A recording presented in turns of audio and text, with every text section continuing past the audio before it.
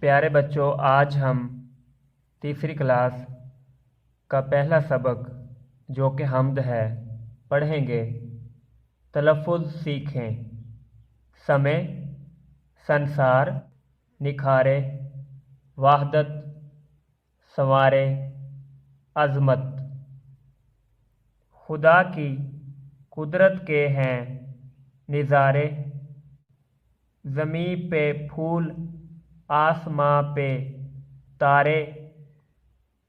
سمے ہیں یہ کیسے پیارے پیارے،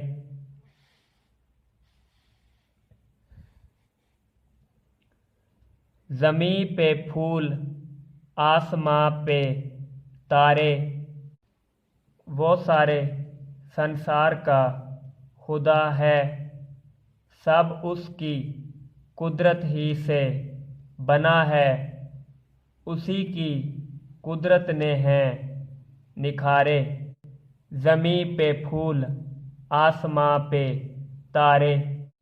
یہ باغ ایسے کھلائے کس نے، چراغ ایسے جلائے کس نے۔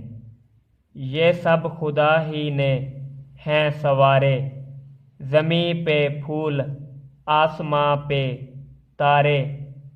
خدا کی عظمت کے گیت گاؤ، خدا کی وحدت کے گیت گاؤ۔